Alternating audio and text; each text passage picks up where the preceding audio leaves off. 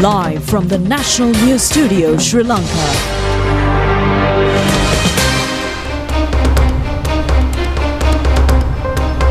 Good evening, coming to you live from the National News Studio. Welcome to the news. My name is Clifford Richards.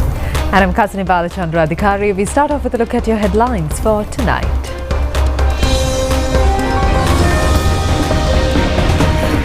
A stampede at a political rally in South India kills 40 persons and injures 79. Recruits to the Grade 3 of the Management Assistance Service will be officially integrated to the state service tomorrow.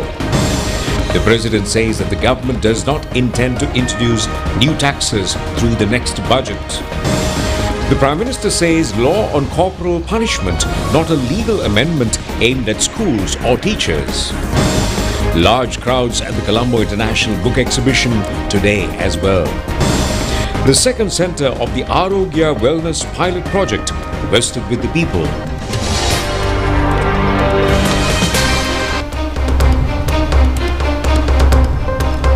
We move on to those and other stories in detail. And in your top story tonight, coming from overseas, at least 40 people have died in a stampede at a political rally in southern India's Tamil Nadu state, officials said.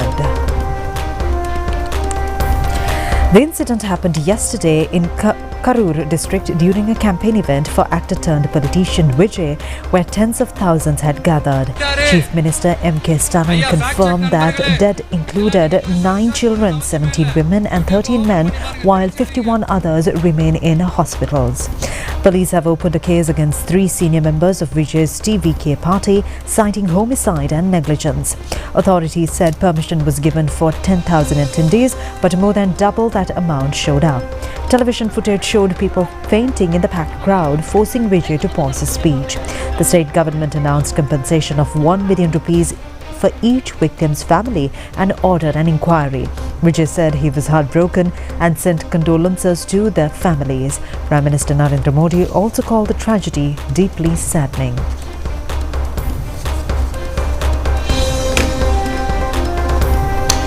And moving on to home news, the venerable monk who was under treatment after being injured during the Narayana Hermitage accident passed away this morning, and the funeral rites will be conducted tomorrow in the afternoon at the Pansigama Public Cemetery. The venerable Pandipitiye Indubhashatera thus passed away. The remains will be taken to the Narayana Hermitage after the post-mortem, while according to our correspondent, the final rites of the Romanian Venerable Thera, who passed away during the accident, will be conducted tomorrow. Grade 3 appointees of the Management Assistance Service will be amalgamated into the state service tomorrow. Prime Minister Dr. Harini Amrasuriya will preside over the ceremony to hand over the letters of appointments at the temple trees.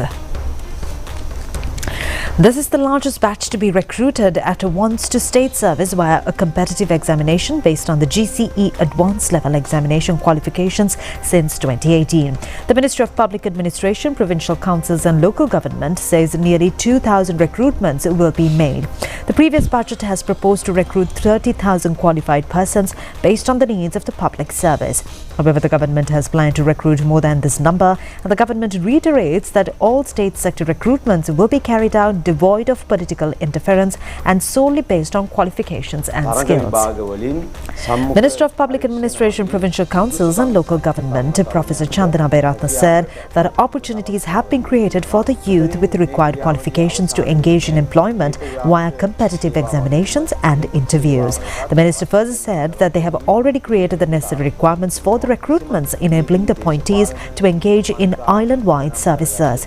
Recruitments are not connected to political connections, and the sole criteria is for selection is the abilities and qualifications.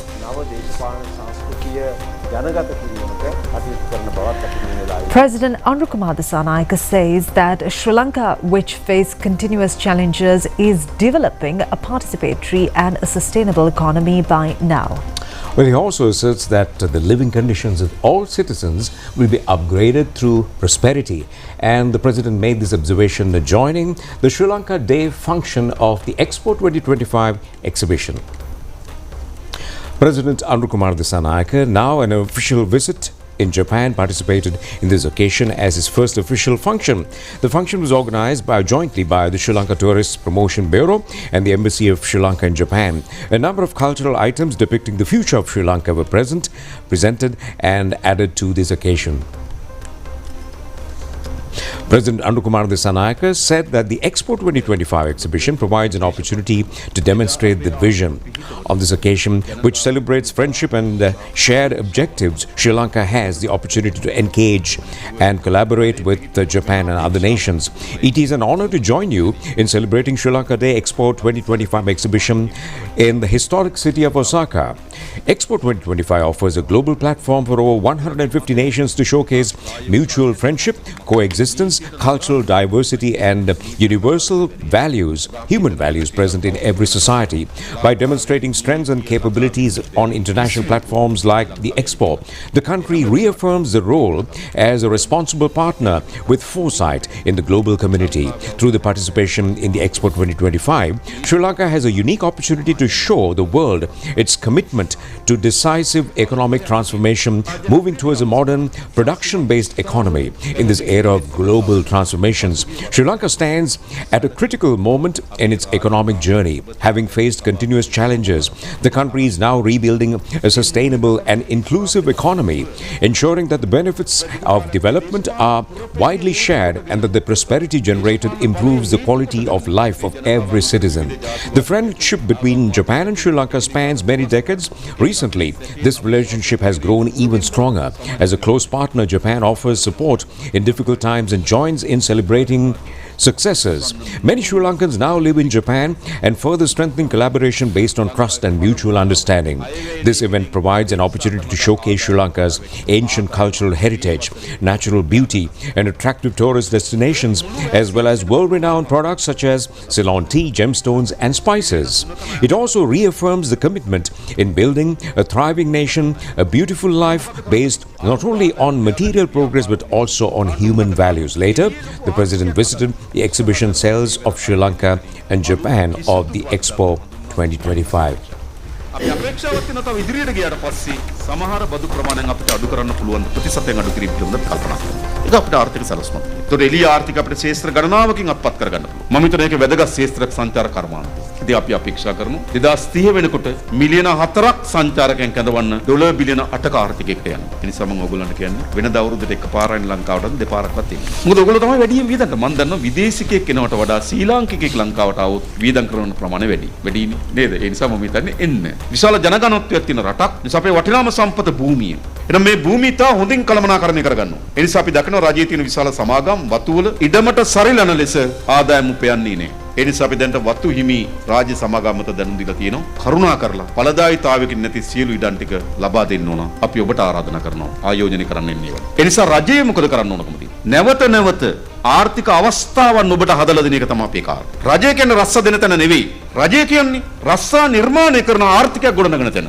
IT ශේෂ්ත්‍රය අපි කල්පනා කරලා තියෙනවා. ඒක විශාල ලෙස අපි අපේක්ෂා කරනවා. ඒ වගේම අපි ආයෝජනයන් කැඳවන්න ඕන. එහෙම කරපුවම මෙතන අපිට යන්න පුළුවන්. ආණ්ඩුව තියෙනවා. ආණ්ඩුව හදන සහාය මත එළිය ලොකු ආර්ථිකයක් ඇති. එළිය ලොකු ආර්ථිකයක් හදුනාම ඒ ආර්ථිකෙන් සාධාරණ පංගුවක් ආණ්ඩුව ගන්නවා. හරිද නේද? සාධාරණ පංගුව. ඔයගොල්ලෝ සාධාරණ බදු පංගුවක් ගෙවන්න මම ඔබට එක සහතිකයක් දෙන්නම්. ඔබ ගෙවන හැම රුපියලකටම අපි වග කියනවා. Moving on with more local stories, Prime Minister Dr. Harini Amarasuriya says that the law on corporal punishments is not a legal amendment aimed at teachers or schools, but has been done for the safety of the children of the entire society. Well, a program to raise awareness among principals of national schools regarding the Corporal Punishment Act of Children was organized at the Ministry of Education yesterday. The Prime Minister pointed out that this will not hamper the maintenance of discipline in schools in any manner. Prime Minister Dr. Harini Amarasuriya says that the violence is present at hostels and this can be confirmed from the children themselves. It is extremely painful that the same condition prevails in temples, churches and kovils as well.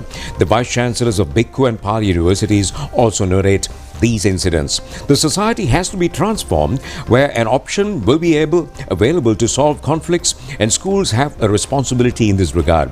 In the case of students learning that violence is to be overlooked and mentally harassed, Should we then live in a society where violence is considered normal? The Prime Minister questioned. This has to be changed, and the government is trying to make that change happen. The objective is not to do away with discipline and punishment or not to abide by law and order. This is an amendment to stop the corporal and mental violence against children below 18 years of age in the society. When society becomes developed and civilized, such things as violence should disappear from it, she stressed.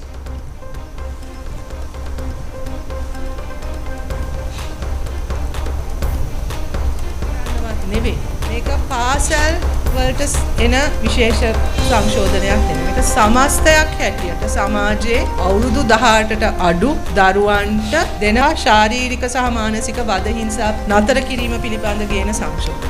රාජකාරී Bequeathing of an environment of aesthetic beauty to the children in their early days of childhood is of extreme importance. Giving them a sense of artistic taste surely heals their inner soul. The national television documentary titled Safeguarding with Benevolence Enables Children to Win Tomorrow's World has been specially compiled in connection with the World Children's Day, which falls on the 1st of October. The infant, since the days in the mother's womb until delivery, naturally feels the blessings of aesthetic nature. This novel experience becomes an invaluable boost to bring out a creative child enriched with human qualities and artistic talents. Teachers who naturally inquire into the sensitive feelings and intellectual capacities of children say that youngsters who are more inclined to the nature normally show more skills in learning subjects such as mathematics, science and languages. It has also been pointed out that aesthetic activities involved with drawing, dancing, music and drama invigorates the child's memory and attention. A child builds up an immense self-confidence through his ability to engage in innovation. It is the opinion of the physicians as well as that the aesthetic creates an immeasurable impact on psychological and physical development of a child. Psychiatric specialist of the Galle National Hospital, Dr. Rumi Ruben, said that the feeling of team spirit is the preliminary step for children to learn through arts. There are many features which could enhance their personality, by engaging in arts and drama and also by dancing, which would be a catalyst in sharpening their sensitive movements throughout the body. They will be able to understand the feelings of others through these activities, and as a result, empathy will be restored. It's only through arts and literature that children drive the quality of emotional intelligence. It's time to head into the BMICH Day 2 it is. Large numbers attended the Colombo International Book Exhibition premises since 9 a.m. today, and the readers have the opportunity to buy books on discounts from all stalls of the exhibition. And the following report on the books exhibition is from the BMICH premises. A large crowd attended the books exhibition premises, being Sunday today, and the visitors can purchase popular teledramas telecast on the national television from the entertainment cell at the exhibition. And also the national television also provided the opportunity for sound recordists as well. And a cell is being kept open for a sound recording along with entertainment cell at the Sirimao Bandaranaike Conference Hall. The exhibition, which commenced yesterday, will be held until the 6th of October, and people are invited to join it.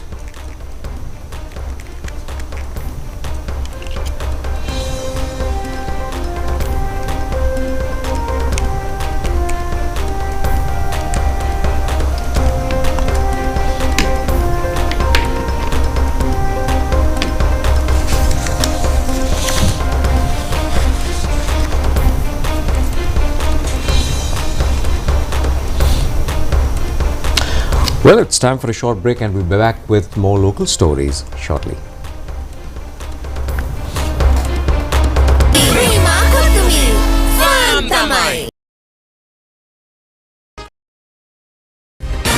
Live from the National News Studio, Sri Lanka.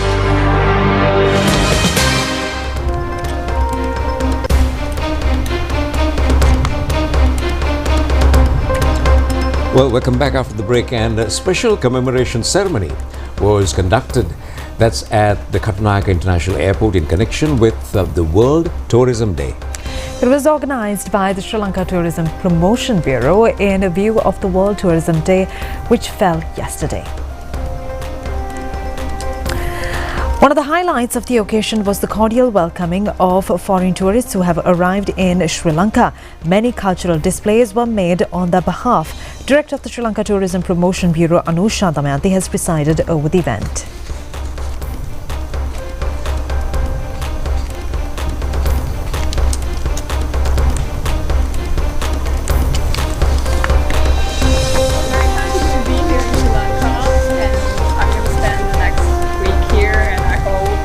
Excited for it.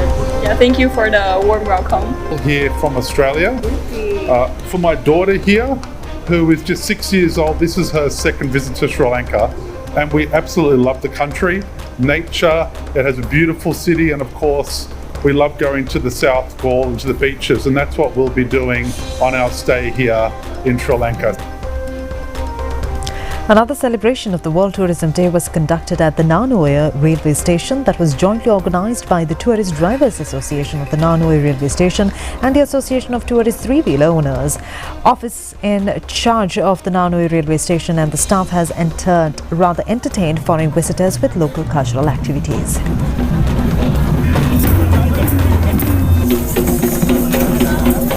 Many programs have also been organised in the North Central Province as well as in connection with the World Tourism Day. One of them was the organising of a cycle tour from the vicinity of Isurumuni Viharaya. A special feature has been the participation of national cycling champions and international cyclists in the race. 38 cyclists took part in the race, which was conducted over the Tisavava embankment. Another special program to clean the environment of the Jayasri Mahabodhiya and Ruanveli Mahasaya was also conducted on account of the World Tourism Day. Cultural program organised by the Central Cultural Fund was held at the premises of the Jetavana Museum. Large numbers of foreigners attended the event. Several more cultural features were conducted near the Kubichan Kulamal Reservoir. Large numbers of local and foreign tourists were present at the event conducted last night. The second centre under the Arogya Wellness Centre pilot project has been established in Ethiopia in Ratnapura. Minister Dr. Nalendra Jayatissa has presided over the ceremony to vest with the people of this medical centre. The aim of the project is to consolidate the right of the people to gain access in the most optimum and closest manner. The benefits of the health service, Minister Dr. Jayatissa says. Speaking at this occasion, measures are underway to vest in the ownership of the people 100 primary health centres during this year under this novel programme of the government. The Arogya Wellness Centre provides services to diagnose in advance of many non-communicable diseases such as diabetes, high blood pressure and cancer. Minister Dr. Nalendra Jayatissa said that the aim is to set up 1,000 Arogya Wellness Centres. He added that the deployment of physicians, these centres will become busy medical institutions within a short duration. The minister also said that although wellness centre is not a new concept, it was not implemented appropriately. What the government has done is to amalgamate the health service, which was spread out in an irregular manner throughout the island. The minister has further mentioned that many ministers love to build many buildings as possible, as they would be able to place their names on them. The minister further said that what the present government is interested to strengthen the primary health service utilizing the digitalization project and introduction of new technology. The third Arogya Wellness Centre will be declared open in Talpitiya in Kalathura tomorrow. A sum of 300 million rupees has been spent in this connection. In parallel to this event, a 3-storey regional hospital with a medical centre unit will be vested with the people in Dharga town tomorrow. The new hospital will benefit more than 10,000 people, and the relevant machinery and equipment are being provided by the Ministry of Health. The Navodaya Cultural Festival 2025 under the theme In Search of Cultural Man is scheduled to commence centering on the Badula town tomorrow. The media sponsorship of the event is in the hands of the national television.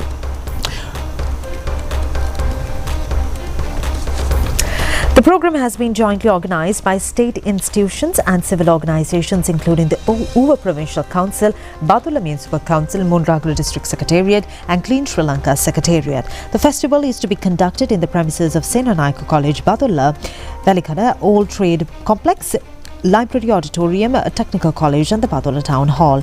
It will be conducted for 7 days starting at 9 a.m. and ending at 10 p.m. Dance and musical concerts of veteran artists and government officials, poetry sessions and other traditional cultural features and literary lectures are included in the program. We're now moving on to several development news items. Well, the establishment of King Coconut Export Village at Kalatuawa West in Aliaguda commenced recently. This is being implemented under the Export Villages 2025 program. 600 King Coconut saplings were distributed free of charge on this occasion, and the residents of the area were also enlightened regarding the planting of saplings and maintenance along with the distribution of coconut fertilizer. Chairman of the Aliaguda Pradesh Sabha Bandulasena Dunuvila and a number of others joined this program. The Thekkamatha Bridge on Makadura Road across Senipalla from Deyandara will be constructed on the Rural Bridge Development Program of the Southern Province. The foundation stone was laid by the Governor of the Southern Province. Well, the stretch of 2 kilometers of the road from Blackwood to Kirivanagama in the Haldamulla Divisional Secretariat Division will be carpeted and developed at a cost of 30 million rupees. A Badula District Parliamentarian, a chairman of the Haldamulla Pradesh Sabha, along with another number of other officials, inspected the area and also the cultivation of 60 barren paddy land after the renovation of the Ihala and Pahala Baba Canal of the 745B Gramnadar Division in Beruela commenced yesterday as well.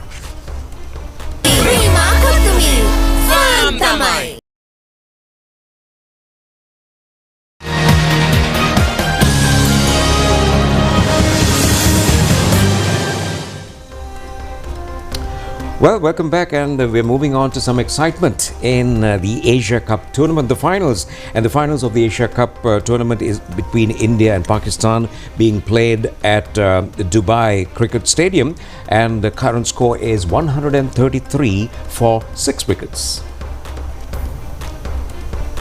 The Sri Lanka team, which took part in the Asia Cup cricket tournament, returned to the island last night, and Sri Lanka team, which remained unbeaten, of course, in the preliminary round, was forced to withdraw from the Super 4 round. Well, the Sri Lanka team in the 3 preliminary round matches beat Bangladesh, Afghanistan and also Hong Kong, and thereby became eligible to enter the Super 4 round. However, Sri Lanka was defeated in all 3 matches it faced in the Super 4 round. Yet the team gave a formidable competition in its final match against Indian team. The Sri Lankan players faced defeat in the super over of this match, and Pathum Nissanka became the only centurion in the current Asia Cup tournament. He had completed 6 matches and collected 261 runs and remained in the second place among the highest scorers. Well, Sri Lanka coach Sanath Jayasuriya says that he was sad that Sri Lanka could not make it to the finals of the tournament. Although Sri Lanka won all the matches in the first round, they were unable to win matches in the second round. The team failed to reach the final since it was defeated in the match against Bangladesh, which could have been won, he said. The team played well in the matches against India, and Pathum Nissanka and Kusal Janit Pereira played extremely well. In the manner in which Sri Lanka played against India, Sri Lanka has a good team, but now we have to rectify minor shortcomings, he pointed out.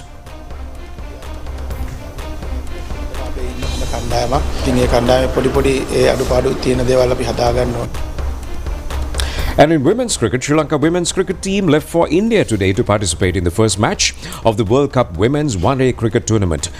The opening match between India and Sri Lanka is scheduled to take place in Guwahati on the 30th of this month. The finals of the World Cup Women's One-Day Tournament will be played on the 2nd of November.